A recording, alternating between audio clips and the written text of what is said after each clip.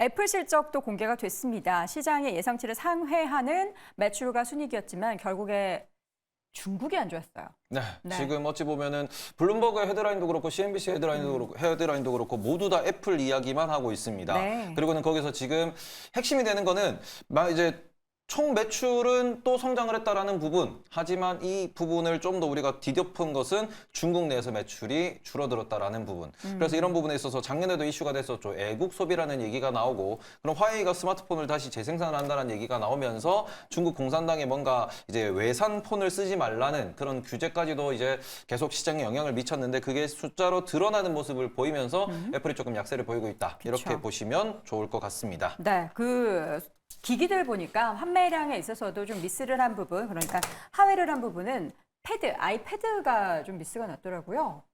변희윤 교수님. 네네. 네. 지금 오늘 추이를 좀 보면은 네. 지금 그럼에도 불구하고 좀 국내 주식에 대한 영향은 좀 크게 좀 없는. 좋을 때도 영향이 네. 없었고요.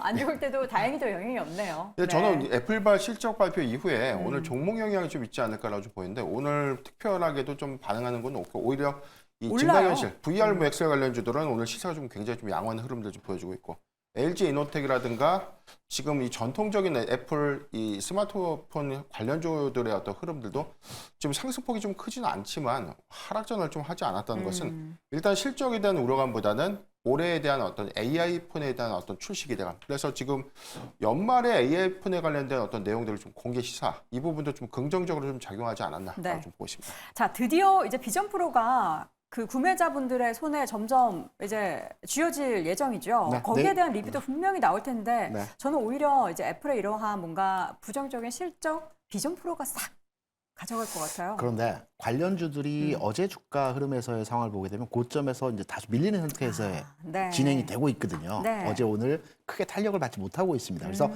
약발이 이제 거의 끝날 무렵에서 흐름이라고 판단되는 관점에서 저는 애플 실적이 긍정적으로 나왔다라고 판단되는데, 이것은 주가 상황을 좀 더 우리가 확인해 봐야 된다.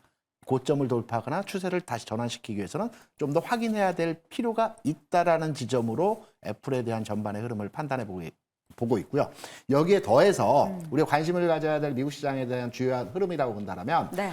최근 엔비디아 주가가 정체된 흐름에서의 모습을 보여주고 있죠. 600, 그게 정체인가요? 630불 네. 내외에서 최근 한 열흘 정도 왔다 갔다 하고 있습니다. 네, 오늘이 네. 굉장히 중요한 날입니다. 그렇죠. 반면에 테슬라 주가도 이 상반된 개념이거든요. 180불, 190불 내외에서 왔다 갔다 저점을 강하게 지지받고 있는 모습입니다. 네. 과거의 주가 흐름에서 상황을 보게 되면 엔비디아 주가가 올라갈 때는 테슬라 주가 빠집니다. 반면에 테슬라가 올라갈 때 엔비디아가 하락하는 경우들을 많이 봤거든요. 네. 그렇다면 오늘 기점으로 해서 주가 상황에서의 엔비디아와 테슬라 주가가 어떻게 움직이는지를 판단해서 2차 전지 관련주들 많이 투자되어 있으시죠. 2차 전지 관련주 내에서의 흐름도 우리가 겸해서 판단을 해야 된다. 이렇게 미국 시장의 전체적인 내용을 판단하고요. 네. 애플은 좀 더 지켜봐야 될 것 같다라고 생각합니다. 자, 간단하게 김종일 교수님, 애플 빠를 기대하는 관련된 종목들, 사실 뭐 말씀하셨던 뭐 비전 프로나 VR XR 관련한 기계 외에 항상 우리가 언급하는 뭐 LG 노텍 이런 종목들이 있습니다. 오늘은 일단 3% 오르거든요.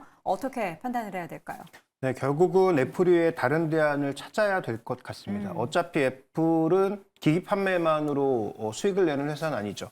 서비스와 소프트웨어까지 모두 연결되어 있는 회사라는 측면에서 장악력이 충분했던 건데, 그래서 기존의 고객은 안 뺏기고 신규 고객은 들어오면 안 나가고가 핵심 포인트였는데, 정치적인 이슈로 기존에 있던 고객들이 빠져나가기 시작한다면 애플의 전체적인 기기 판매량 자체는 앞으로 둔화될 가능성도 배제할 수가 없기 때문에 네. 그렇게 본다면 LG노텍이나 그 수많은 종목군들은 다른 대안을 찾아야 되겠죠. 예를 들어서 뭐 전장 쪽에서 뚫던지, 아니면 다른 어떤 제품, 뭐 말씀하셨던 비준 프로도 좋고 다른 뭐 제품도 좋은데, 그런 제품에서 팔로를 뚫어야 결국은 애플에 의해서 흔들리지 않는 굳건한 위치를 만들어내겠죠. 그래서 네. LG노텍 같은 경우에는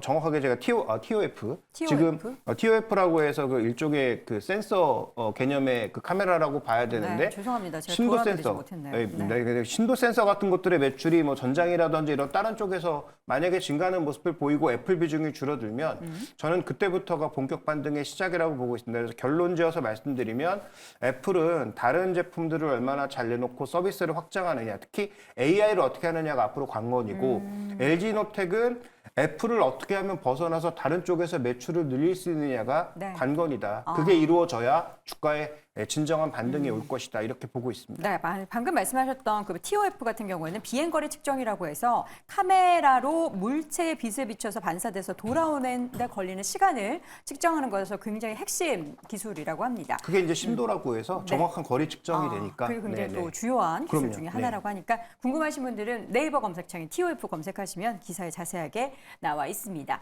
자, 그러면 다시 한번 네 분의 의견 한 줄평 확인해 보시죠. 김대중 고수입니다. 주가 전환, 그러나 실적으로 판단하기에는 부족하다. 김종일 고수, 빅7 아직 잘 유지되고 있는 중이다. 변영인 고수, 애플의 AI 아이폰 출시로 시장을 공략할 것이다. 테이버 고수, 애플 중국을 빼도 세계는 넓다라고 의견을 남겼습니다.